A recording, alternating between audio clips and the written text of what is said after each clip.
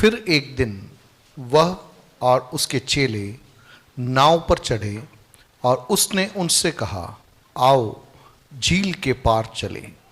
अतः उन्होंने नाव खोल दी, पर जब नाव चल रही थी तो वह सो गया और झील पर आंधी आई और नाव पानी से भरने लगी और वे जोखिम में थे। तब उन्होंने पास आकर उसे जगाया और कहा, स्वामी स्वामी, हम नाश हुए जाते हैं।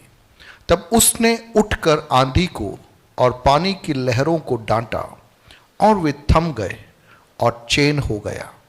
तब उसने उनसे कहा, तुम्हारा विश्वास कहाँ था? पर वे डर गए और अचंभित होकर आपस में कहने लगे, ये कौन है जो आंधी और पानी को भी आज्ञा देता है और वे उसकी मानते हैं। Who is he? वह कौन है?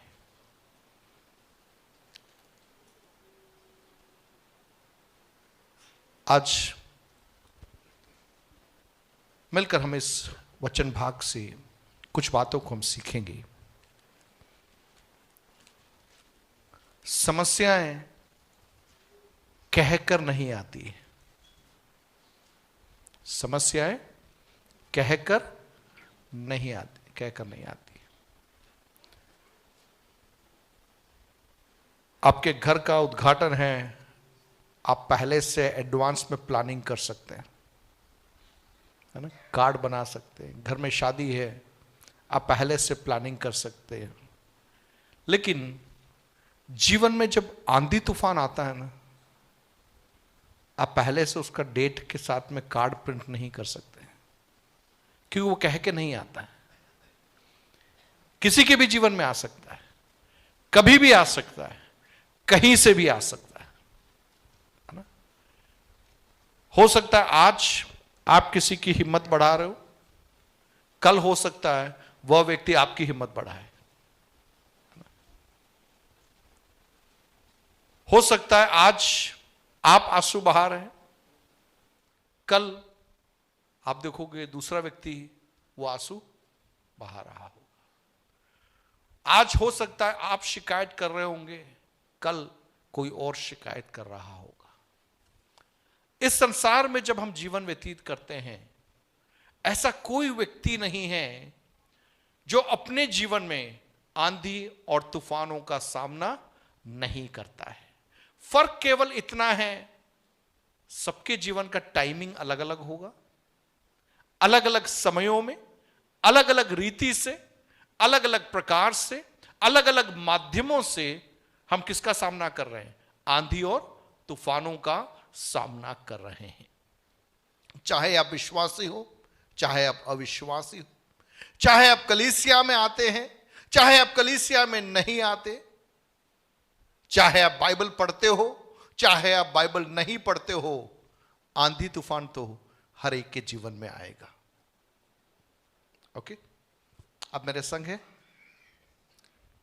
इस भाग को आप में से उन लोगों ने तो पढ़ा होगा जो कुछ समयों से इस कलीसिया में आ रहे हैं, लेकिन मुझे मालूम है कुछ ऐसे लोग भी यहां पर है जिनको इसके बारे में कुछ भी नहीं मालूम होगा कि ये क्या हो रहा है। प्रभु यीशु मसीह और उनके चेले जब एक स्थान से दूसरे स्थान में जाया करते थे,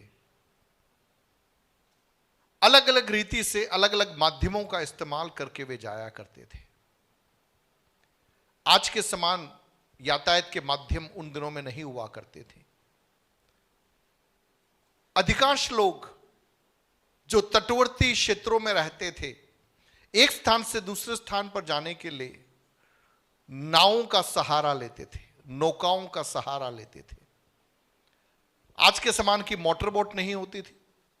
उन दिनों में जो नाव होती थी, दो प्रकार की नावें मुख्य रीति से उन दिनों में हुआ करती थी। एक जिसे हम खेते हैं उस प्रकार की नाव, और दूसरा जिसमें पाल चढ़ाया जाता है और हवा के बहाव के आधार पर वो नावें क्या होती है, बहती है और चलती है। सो इस प्रकार का माहौल था। यहां पर यीशु मसीह अपने चेलों के साथ में किस पर चढ़े? नाव पर चढ़े।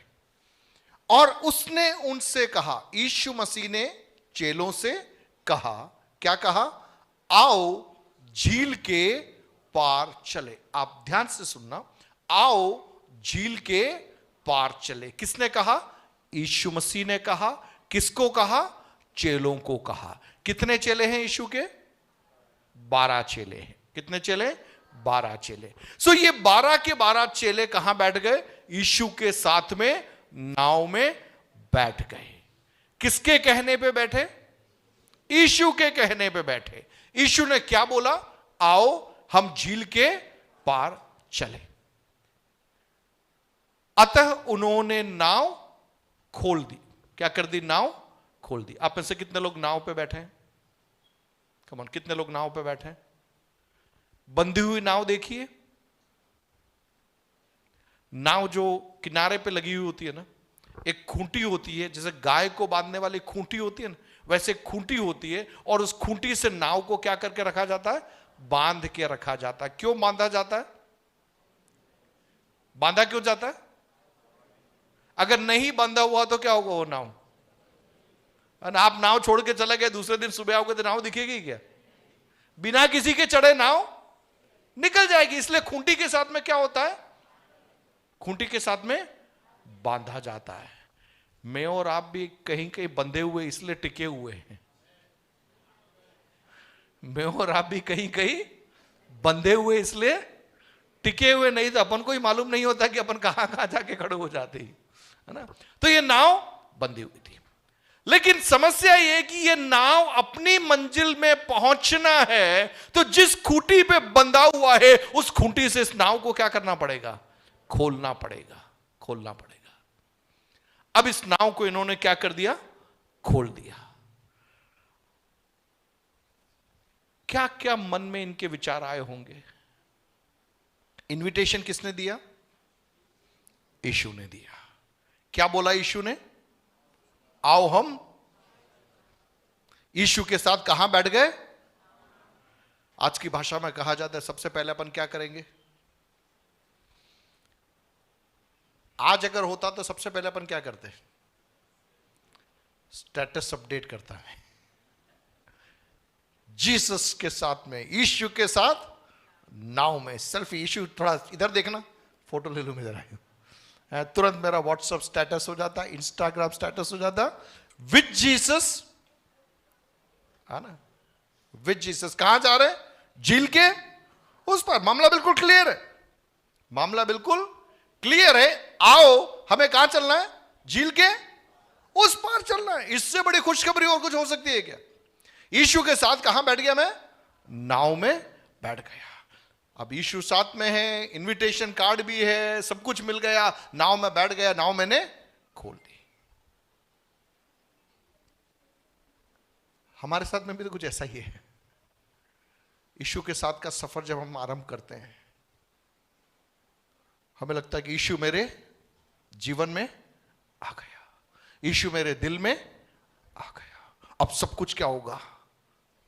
ठीक होगा। अब कहीं कोई गड़बड़ नहीं होगी, अब बिल्कुल सब इजी काम हो जाएगा।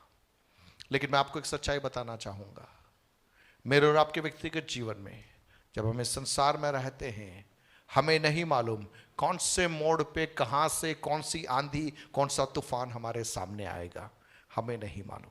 We do not know. लेकिन एक फर्क है, अगर यीशु के कहने पे आप नाव में बैठे हैं और यीशु के कहने पे आपने आपकी नाव को खोला है, तो वो आंधी तूफान आपकी हानि के लिए नहीं है, आपके लाभ के लिए है। वो आंधी तूफान आपको अस्थिर करने के लिए नहीं है, लेकिन आपको दृढ़ करने के लिए है। आपकी जड़ों को उखाड़ने के लिए नहीं है, लेकिन आपकी जड़ों को मजबूती प्रदान करने के लिए। हालेलुया। जितने लोग समझ रहे अपने हाथों को उठा के प्रभु को धन्यवाद दीजिए। Thank you Jesus. 23वां पद। पर जब नाव चल रही थी तो वह सो गया। कौन सो गया?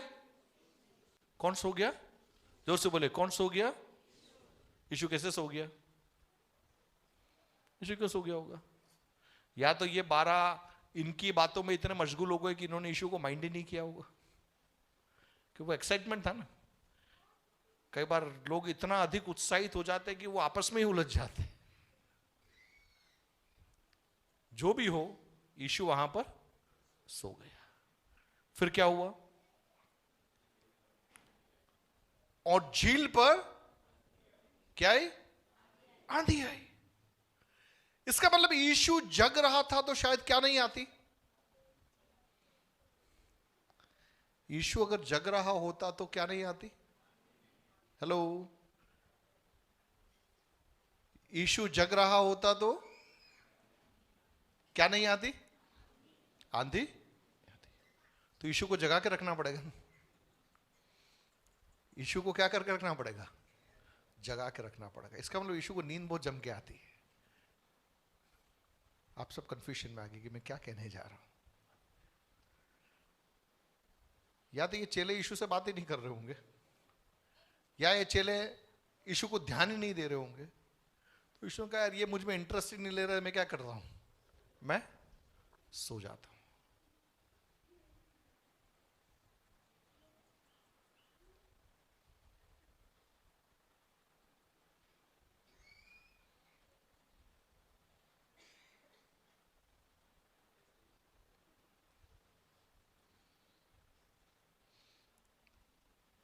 कोई बात नहीं, हम भी कभी उनके समान थे। कितने लोगों को अपना बचपन याद आ रहा है? नहीं आ रहा? आप डायरेक्ट ऊपर से ऐसे बड़े पैकेज में डिलीवरी, फेसबुक वो क्या अपना अमेजन में ऑर्डर किया और आप डायरेक्ट आ गए। नहीं, अपन भी वैसे ही थे। इससे बड़ी बड़ी हरकतें की थी। उस समय आप चर्च में नहीं थे, इसलिए आपने यह नहीं की। ओके, यीशु को जगाए रखिए, यीशु को जगाए रखिए। नहीं समझे? नहीं समझे? यीशु मसीह मेरे और आपके जीवन में जब आता है ना, वो चाहता है हम उसके साथ वार्तालाप करते रहे। क्या करते रहे? हम उसके साथ बातचीत करते रहे, बातचीत करते रहे। वो हमारी सुनना चाहता है, वो हमारी सुनना चाहता है, वो हमसे बातचीत करना चाहता है, वो हमारे साथ में एक्टिवली एंगेज होना चाहता है। सक्रिय रीति से वो हमसे मुलाकातों को लेना चाहता है। हालेलुया। लेकिन वो इतना एक जेंटलमैन है कि अगर उससे लगे कि आप उसमें ज्यादा रुचि नहीं ले रहे हैं, आप उसमें ज्यादा रुचि नहीं ले रहे हैं, तो वो जबरदस्ती आपका ध्यान अपनी ओर खींचेगा नहीं। वो जबरदस्ती आपका ध्यान अपनी ओर खींचेगा नहीं। हम कई बार जबरदस्ती ध्यान खींचते हैं, बेटा इधर देखो, बातें मत करना, ये हम करते हैं। लेकिन यीशु मसीह ऐसा नहीं करेगा। यीशु मसीह कहेगा, कोई बात नहीं, ये आपस में बात कर रहे हैं ना, इनको डिस्टर्ब मत करो, इनको बात करने दो, मैं थोड़ा साइड में हो जाता हूं, मैं थोड़ा साइड में हो जाता हूं। अगर यीशु मसीह जग रहा होता, ध्यान से सुनना, यीशु मसीह वहां पर जग रहा होता तो शायद हवा आते ही उस हवा को यीशु क्या कर सकता था? रोक सकता था, रोक सकता था। लेकिन यहां पर इस सफर के अंदर यीशु सो गया, यीशु सो गया। एक बार दो लोग सफर कर रहे हैं, नाव में नहीं कर रहे हैं, ध्यान से सुनिए, नाव में नहीं कर रहे हैं, सड़क पे चल रहे हैं, टेंशन में, डिप्रेशन में, निराशा में। अब कुछ होने वाला नहीं है, अब सब मामला खत्म, अब कोई रास्ता खुलने वाला नहीं है। वो बोलते हैं अब पछता है क्या हो जब चिड़िया चुग गई, अब कुछ होने वाला नहीं है। ये दोनों निराशा में बात कर रहे हैं, टेंशन में जा रहे हैं। इतने टेंशन में जा रहे कि इनको यह भी नहीं मालूम पड़ा कि इनके साथ में एक जना और चल रहा है।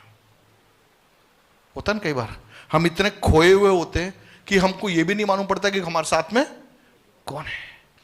सो यहां पर दो बंदे बिल्कुल टेंशन में, डिप्रेशन में बात करते हुए जा रहे, इनके साथ में कौन सा एक और व्यक्ति आकर खड़ा हो गया और खड़ा होकर वो भी बातचीत करने लगा, भैया क्या हो रहा है, क्या नहीं हो रहा है।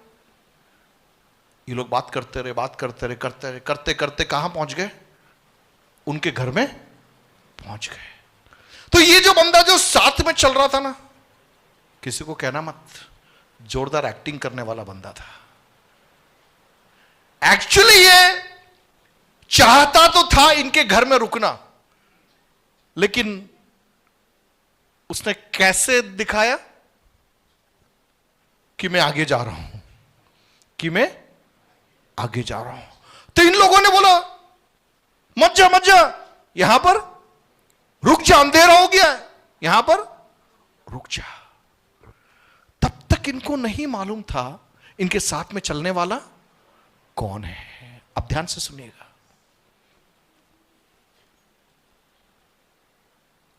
यहां पर ये लोग नाव में, यीशु के कहने पे नाव पे बैठे, यीशु के कहने पे।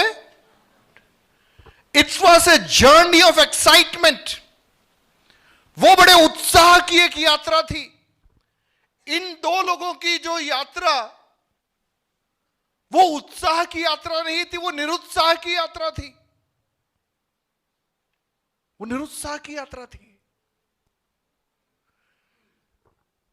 यह जो नाव में जो सफर था, इनके पास में एक इनविटेशन था, आओ हम उस पार चले। यीशु उनके साथ में है, उनको मालूम है यीशु साथ में है, नाव में है।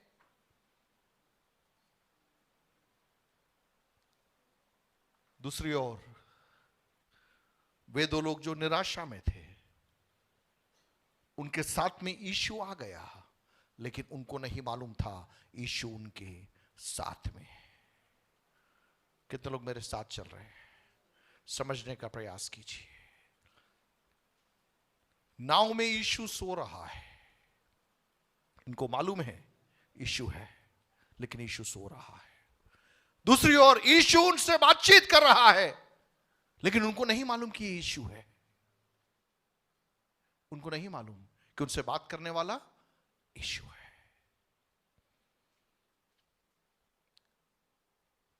आंधी और तूफान नाव के खिलाफ, पानी नाव में भरने लगा और वे जोखिम में थे। नाव डूबने पर थी, उनका जीवन खतरे में था। लेकिन यीशु सो रहा था, यीशु सो रहा था। क्या वास्तव में यीशु सो रहा था? क्या वास्तव में यीशु उन दो लोगों से सड़क पे बातचीत करके बिना अपना परिचय बताए जाना चाहता था? नो। प्रभु यीशु मसीह मेरे और आपके जीवन में हर मोड़ में वो अपनी एक नई पहचान को हमारे जीवन में प्रकट करना चाहता है। हालेलुया। वो अपनी एक नई पहचान को, एक नई जानकारी को मेरे और आपके जीवन के अंदर प्रकट करना चाहता है, लेकिन वो जबरदस्ती नहीं करना चाहता। वो जबरदस्ती नहीं करना चाहता।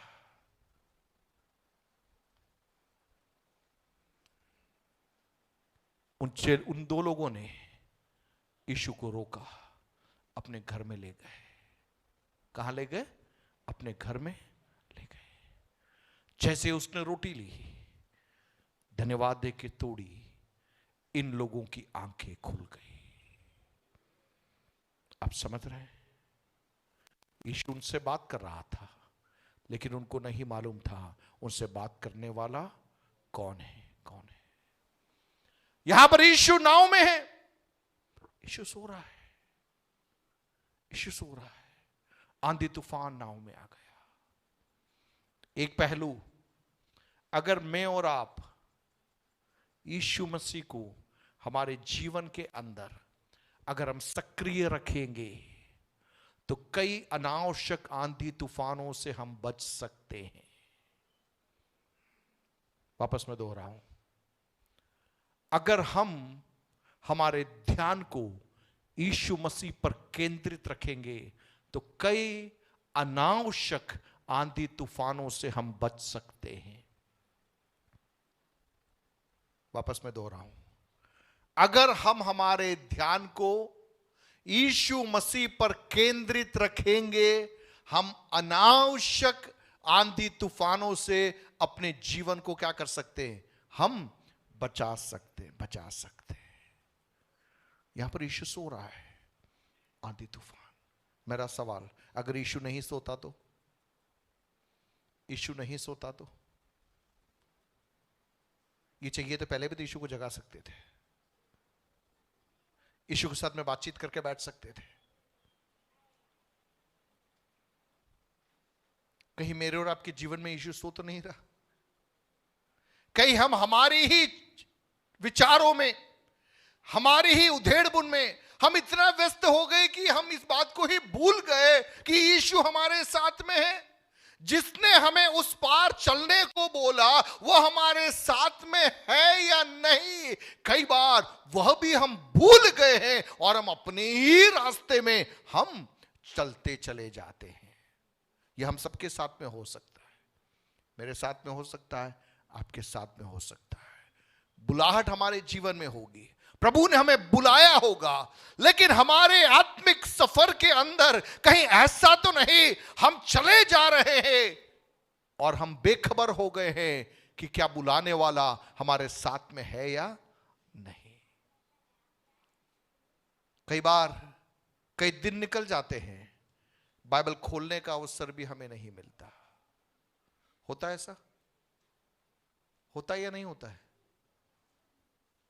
कई बार कई दिन बीत जाते हैं, बाइबल खोलकर, समय बिताकर, प्रभु की आवाज को सुने बिना हम दिन निकाल देते हैं। औपचारिकता के लिए बाइबल पढ़ने की बात मैं नहीं कह रहा, है ना? औपचारिकता के लिए बाइबल पढ़ने की बात मैं नहीं कह रहा। औपचारिकता के लिए कई लोग कई चीजें करते हैं। यीशु मसीह ने चेलों को प्रार्थना करना सिखाई, हे हमारे पिता तू जो स्वर्ग में है। कई कलीसियाओं में उस प्रार्थना को दोहराया जाता है। अच्छा है, अच्छा है, गलती नहीं है उसमें, लेकिन उसके अर्थ को समझे बगैर एक मंत्रोच्चारण के समान उस प्रार्थना को दोहराने से कोई फायदा ही नहीं है। कोई फायदा है ही नहीं। आप दोहराए जा रहे हो लेकिन आपको भी नहीं मालूम कि वो क्या है। समझना जरूरी है, आप क्या कह रहे हो उसको समझना जरूरी है। सो जब हम बाइबल पढ़ते हैं, कई बार क्या होता है कि एक वो रूटीन होता है, रूटीन के हिसाब से सुबह उठना, प्रार्थना करना, बाइबल पढ़ना, शाम को सोना, अच्छा है, दिक्कत नहीं है। लेकिन मेरा सवाल है, जो वचन हम पढ़ रहे हैं, क्या हम वचन को अनुमति दे रहे हैं हमारे जीवन के अंदर हमें भेदने के लिए? क्या वो वचन हमें रोक रहा है? आप बाइबल पढ़ते हैं, वो आयत आपको रोक देती है, संतोष तो रुक जाए यहां पे, इसके आगे तू नहीं जा सकता, ये वचन तेरे जीवन में नहीं है, यहां पे तुझे सुधरने की जरूरत है, यहां पे तुझे बदलने की जरूरत है। और मैं वहां अटक जाता हूं, उस वचन को लेकर मैं अगले 1 हफ्ते तक अटका हुआ हूं, मैं चैप्टर नहीं पढ़ पा रहा, मैं बुक नहीं पढ़ पा रहा, वही वचन बार बार मेरे सामने स्क्रीन पर मानो लिखा हुआ आ रहा है। तब परमेश्वर मुझसे बात कर रहा है, तब प्रभु मुझसे बात कर रहा। नहीं हो तो बैठ के सुबह से शाम तक आपने बाइबल पूरी पढ़ डाली, पर आपके जीवन में वो स्पर्श नहीं आया, तो वो एक औपचारिकता है, वो एक रूटीन है, वो एक रूटीन है। मेरा कहने का तात्पर्य, मेरे और आपके जीवन में यीशु मसीह के साथ में एक सक्रियता जरूरी है, ताकि अनावश्यक आंधी तूफानों से हम क्या कर सके, हम बच सके। प्रियो, समस्याएं आएगी, परेशानियां आएगी, लेकिन वचन पर हमारा ध्यान केंद्रित है, उन समस्याओं के बीच में हम जय को पा सकते हैं। पतरस पानी पे चलने लगा, हमें मालूम है वो घटनाक्रम। यीशु को बोला, क्या मैं भी चलूं? यीशु ने कहा, आ जाओ। थोड़े समय बाद उसका ध्यान भटक गया। कहां पे ध्यान चला गया? लहरों पे चला गया। मेरा सवाल, क्या लहरें पहले नहीं थी? क्या लहरें पहले नहीं थी? पहले लहरें थी क्या? थी। पानी था? था। लेकिन पतरस के कान में क्या सुना? पतरस ने यीशु की उस आवाज को सुना कि आ। उस आवाज पर उसका ध्यान इतना केंद्रित हो गया कि उसने न तो पानी की परवाह की, न लहरों की परवाह की, न समुद्र की परवाह की, न किसी और की परवाह की। कौन साथ में आ रहा, कौन नहीं आ रहा, इसकी किसी बात की परवाह नहीं की। और उसने उस आवाज के ऊपर उसने छलांग को लगा दिया। लेकिन एक दो कदम आगे बढ़ाने के बाद में तब उसे लगा कि मैं कर क्या रहा हूं, मैं कहां खड़ा हूं, कौन सा स्टेप मैंने उठा लिया। वो डूबने लग गया। वापस मैं उस बात को दोहराना चाहूंगा। If Jesus is active in our life, यदि यीशु मसीह हमारे जीवन में सक्रिय है, अनावश्यक आंधी तूफानों से हम बच सकते हैं। हालेलुया। पतरस की आंखें जब यीशु पर लगी हुई थी, लहर वहां थी, पानी वहां था, सब कुछ वहां था, कोई चेंज नहीं हुआ। लेकिन ये चीजें उसके मन के अंदर नहीं थी। वो यीशु को देखकर कदमों को बढ़ा रहा था। हालेलुया।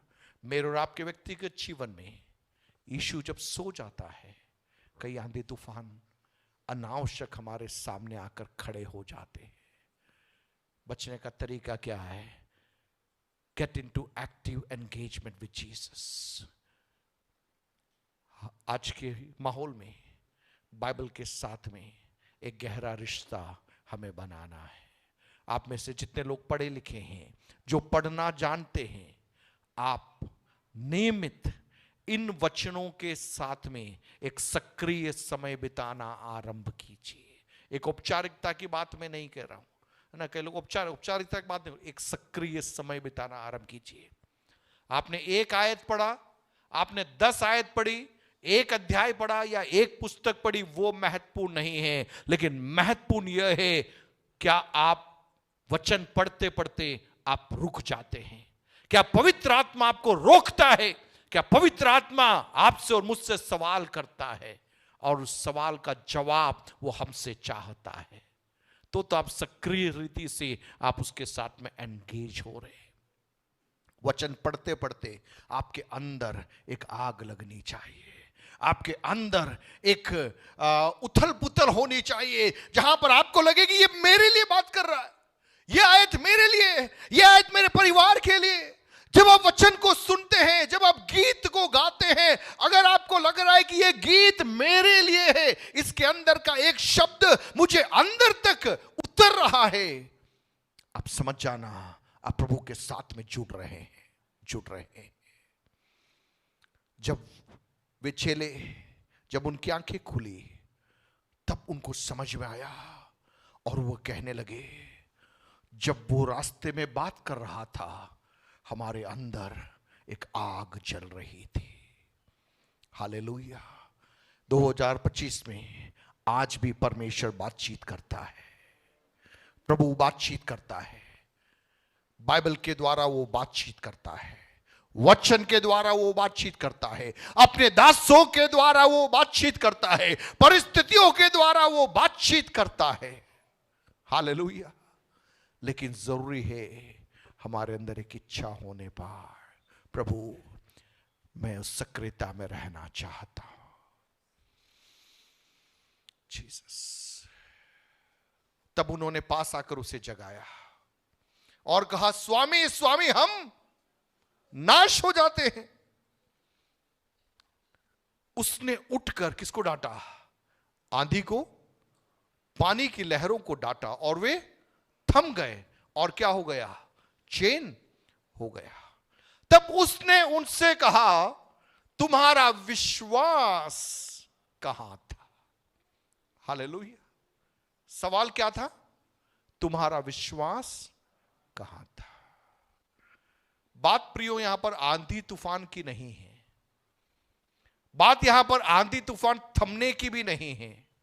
बात यह है, क्या मैं और आप हमारे जीवन यात्रा के अंदर यीशु मसीह के साथ में एक सक्रियता में हम जीवन व्यतीत कर रहे हैं या नहीं।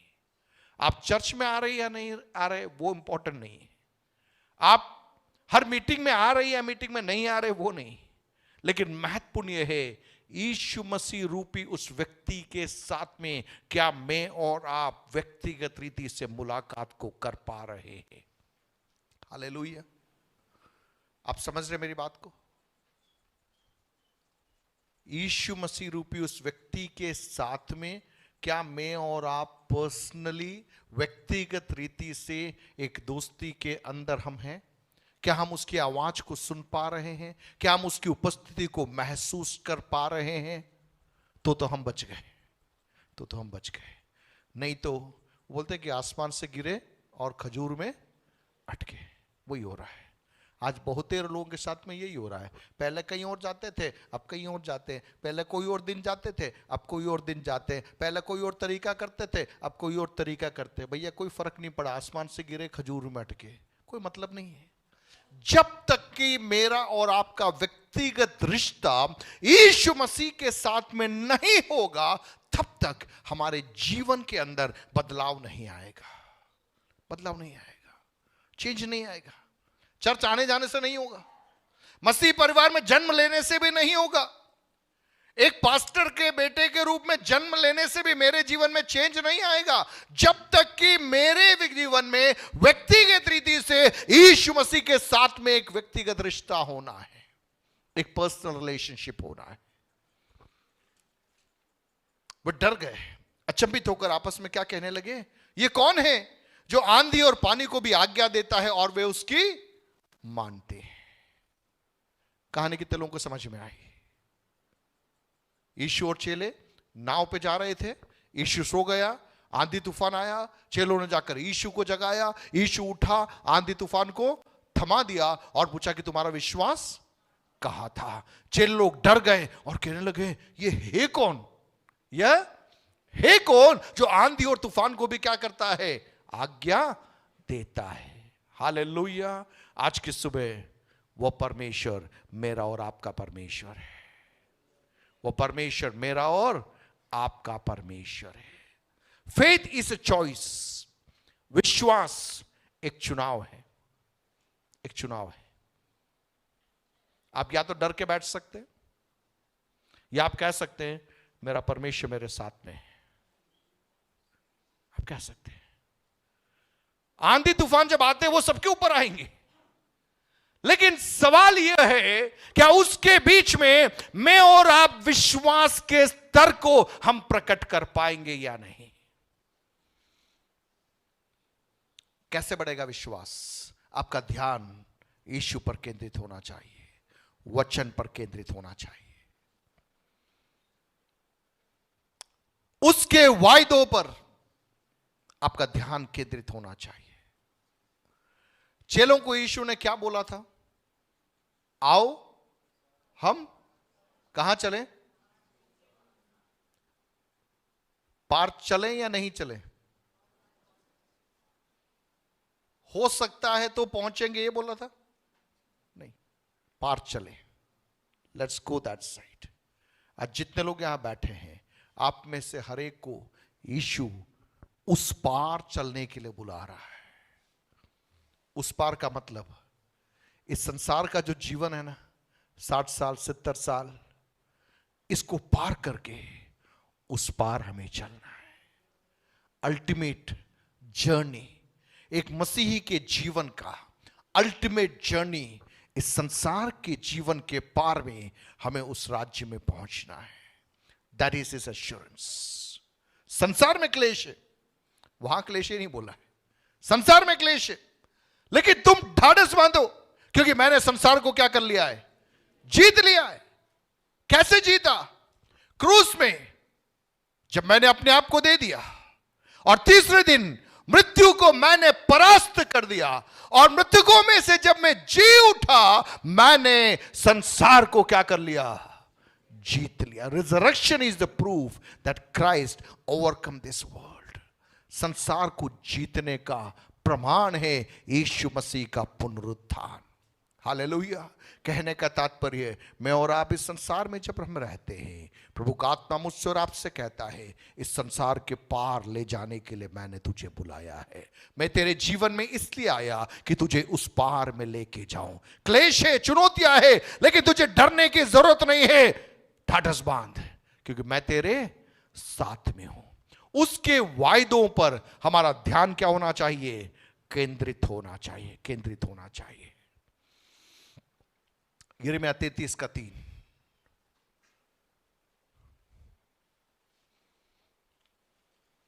पुराने नियम के अंदर यिर्मयाह 33:3, मुझसे प्रार्थना कर और मैं तेरी सुनकर तुझे बड़ी बड़ी और कठिन बातें बताऊंगा जिन्हें तू अभी नहीं समझता। जीवन के आंधी तूफानों के बीच में परमेश्वर मुझसे और आपसे चाह रहा है हम उससे प्रार्थना करें। हालेलुया। नाव में यीशु है तो यीशु को क्या किया जा सकता है? जगाया जा सकता है। आपके जीवन में जब सब कुछ सही चल रहा है, शायद प्रार्थना करने की जरूरत नहीं है, उपवास करने की जरूरत नहीं है, कलीसिया में आने की जरूरत नहीं है, क्योंकि हमें लगता है कि अब सब कुछ ठीक चल रहा है। लेकिन समस्या आते ही, आप खुद बोलिए ना, है ना? देखिए, इतने साल से सेवकाई में हूं तो मैंने जो अनुभव किया है, जब एक व्यक्ति समस्या में होता है, नया नया आता है, वो मंडे को भी आएगा, ट्यूसडे को भी आएगा, मैं उसको हफ्ते में 7 दिन मीटिंग में आने को बोलूंगा तो 7 दिन वो आएगा। क्यों आएगा वो? क्यों आएगा वो? बोले। उसको समस्या से बाहर आना है। जहां बुलाओ वो आएगा, जो बोलो वो करेगा। लेकिन एक बार वो समस्या से बाहर आ गया, इसके बाद में आप उसको मीटिंग के लिए बुलाओगे तो बोलेगा कि छुट्टी नहीं मिल रही है सर। क्या बोलता हो? छुट्टी नहीं मिलती है, लाने वाला कोई। लेकिन जब समस्या में था तब छुट्टी छुट्टी थी, छुट्टी छुट्टी थी। सब ठीक हो गया तो क्या नहीं मिल रहा? छुट्टी नहीं मिल रहा है। रात को बहुत देर हो जाएगी सर, इतना रात को तो फिर बच्चों को लेके मैं कैसे आऊं? पहले तो 12-12 बजे तक भी आके बैठा था आदमी। क्यों? जरूरत थी। लेकिन मैं आपको कहना चाहूंगा, मान लीजिए आपके जीवन में जब सही सही चल रहा है तब आप यीशु को भूल गए, लेकिन आपकी समस्या के मध्य में आप यीशु को पुकारोगे तो यीशु वहां पर आपके लिए रुकेगा। Hallelujah, hallelujah. लेकिन सवाल यह है, अनावश्यक आंधी तूफानों में क्यों उलझे? पहले से आदत बना लीजिए, पहले से आदत बना लीजिए। Let Jesus be the active participant in your life. यीशु मसीह हमारे जीवन के अंदर एक सक्रिय भूमिका में आ जाने पाए, प्रार्थना की नियमित आदत होने पाए, वचन पढ़ने की नियमित आदत होने पाए। समस्या का इंतजार मत करे प्रार्थना में आने के लिए, समस्या का इंतजार न करे उपवास में समयों को निकालने के लिए। समस्या आने से पहले ही प्रार्थना का जीवन बनाइए, उपवास का जीवन बनाइए, वचन पढ़ने का जीवन बनाइए। सफर आसान हो जाएगा, सफर आसान हो जाएगा। मुझसे प्रार्थना कर और मैं तेरी सुनकर तुझे कौन सी बातें बताऊंगा? बड़ी बड़ी और कठिन बातें बताऊंगा जिन्हें तू अभी नहीं समझता। आज जिस आंधी और तूफान से तू गुजर रहा है तुझे समझ में नहीं आ रहा, लेकिन तू मुझसे प्रार्थना कर, मैं तुझे बताऊंगा इस आंधी तूफान के अंदर मैं तुझे कैसे स्थिर रखना चाहता हूं। हालेलुया। मैं तुझे कैसे आगे बढ़ाना चाहता हूं, मैं तुझे कैसे बनाना चाहता हूं। भजन संहिता 37 उसका 4 से 6।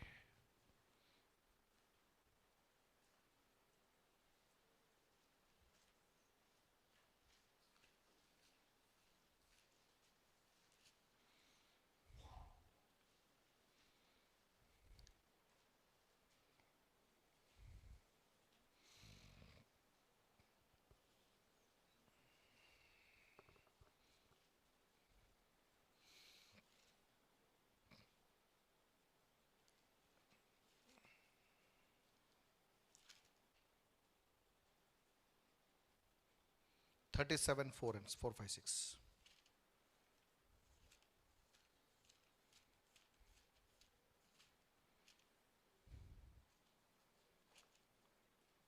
यहोवा को अपने सुख का मूल जान और वह तेरे मनोरथों को क्या करेगा? पूरा करेगा। अपने मार्ग की चिंता यहोवा पर छोड़ और उस पर भरोसा रख, वही पूरा करेगा।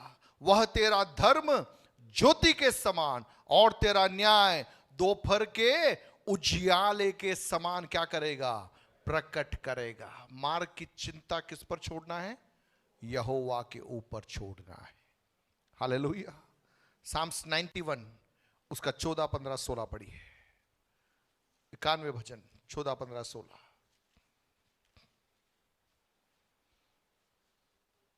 उसने जो मुझसे स्नेह किया है इसलिए मैं उसको छुड़ाऊंगा, मैं उसको ऊंचे स्थान पर रखूंगा क्योंकि उसने मेरे नाम को जान लिया है। जब वह मुझको पुकारे तब मैं उसकी सुनूंगा, संकट में मैं उसके संग रहूंगा, मैं उसको बचाकर उसकी महिमा बढ़ाऊंगा, मैं उसको दीर्घायु से तृप्त करूंगा और अपने किए हुए उद्धार का क्या दिखाऊंगा? दर्शन दिखाऊंगा। किसको? उसने जो मुझसे स्नेह किया है। किससे स्नेह किया? परमेश्वर से स्नेह करने वाले एक भक्त के बारे में यहां पर कहा जा रहा है। कहने का तात्पर्य केवल मेरा इतना है प्रियो, मेरे और आपके जीवन के अंदर आंधी तूफानों के बीच में परमेश्वर एक ही चीज चाहता है, हम उसकी करीबी में आ जाए, हम उसकी निकटता में आ जाए, हम उसके चेहरे को निहारने लग जाए, ताकि वहां पर परमेश्वर अपनी एक नई पहचान को मेरे लिए और आपके लिए प्रकट करने पाए। जिस रीति से वो जो चेले कहने लगे, ये कौन है जो आंधी तूफानों को भी आज्ञा देता है, ऐसी एक नई पहचान के साथ में प्रभु का आत्मा मुझे और आपको आगे बढ़ाना चाहता है। वर्तमान परिस्थितियों के अंदर, अनिश्चितताओं के भरे हुए इस दौर के अंदर, हमें नहीं मालूम कल क्या होगा, आने वाले दिनों में क्या माहौल बनेंगे, देश किस ओर जाएगा, हमें नहीं मालूम। लेकिन एक बात में और आप कर सकते हैं, हम प्रार्थना कर सकते हैं, हम अपने आप को प्रभु के सम्मुख उपस्थित कर सकते हैं। वचन के साथ में हम अधिक समय बिताने का एक निर्णय ले सकते हैं कि चाहे कुछ भी क्यों ना हो जाए, मैं वचन के साथ में समयों को व्यतीत करूंगा, मैं बाइबल पढ़ूंगा, मैं प्रार्थना करूंगा, प्रभु की आवाज को मैं सुनूंगा। मैं आपके जीवन को देखकर कहना चाहूंगा, वो आंधी तूफान आपकी हानि के लिए नहीं होगा, आपके लाभ के लिए होगा। आपके जीवन में एक नई पहचान को स्थापित करने के लिए होगा, आपके जीवन में अगले एक स्तर के अंदर आपको स्थापित करने के लिए होगा। अपनी आंखों को बंद करें, हम प्रार्थना में जाएंगे। एक सवाल हम अपने आप से पूछिए, मेरे और आपके जीवन के अंदर यीशु मसीह कौन है? वो कौन है? आपके आंधी और तूफान को थमाने की सामर्थ्य रखने वाला आपका परमेश्वर है यीशु। Hallelujah, Jesus. बीमारी के दौर से आप गुजर रहे होंगे, गरीबी की हालात से आप गुजर रहे होंगे, अन्य चुनौतियों का सामना आप कर रहे होंगे, लेकिन आज आपकी बीमारी से आपको चंगा करने के लिए, आपकी गरीबी से आपको बाहर निकालने के लिए, आपके जीवन यात्रा के अंदर एक नए उद्देश्य को आपको प्रदान करने के लिए आपका यीशु दूर नहीं है, आपके करीब है। आप पुकारोगे, आपके पुकार को वो सुनेगा, आपको छुड़ाएगा, आपको ऊंचे पर वो दृढ़ करेगा और अपनी महिमा को वो आपको प्रकट करेगा। हालेलुया। मिलकर 2 मिनट प्रार्थना करें, अपने आप को प्रभु के हाथों में समर्पित करें। Thank you Jesus. हालेलुया। हमारे विश्वास के स्तर को प्रभु आज बढ़ाना चाहता है। आपके जीवन के इन तूफानों के अंदर आपको डरने की जरूरत नहीं, आपको निराश होने की जरूरत नहीं। जिसने आपको सफर के लिए बुलाया है वो दूर नहीं है, वो आपके करीब है, वो आपके करीब है, वो आपके करीब है। हालेलुया। रेखा बनामा सिखा बनामा शबानमा रेखा बनामा। जब तू जल में होकर जाए मैं तेरे संग संग रहूंगा। जब तू नदियों में होकर चले तब वे तुझे न डुबा सकेगी। जब तू आग में चले तब तुझे आंच न लगेगी, क्योंकि उसकी लो तुझे न जला सकेगी। पिता परमेश्वर, हम लोग मिलकर इस वचन की घोषणा हर एक परिवारों के ऊपर कर देते। पिता परमेश्वर, हर प्रकार के आंधी तूफानों के बीच में आपका वचन हमें दृढ़ता प्रदान करने पाए, हमें मजबूती प्रदान करने पाए, ताकि आपकी आवाज हमें सही दिशा में आगे बढ़ाने पाए। जो मंजिल आपने हमारे लिए रखी है पिता, उस मंजिल में पहुंचने के लिए आपका पवित्र आत्मा हमें से हर एक की सहायता करना। सौंपते आपके हाथों में, यीशु के नाम से मांगते हैं, आमीन।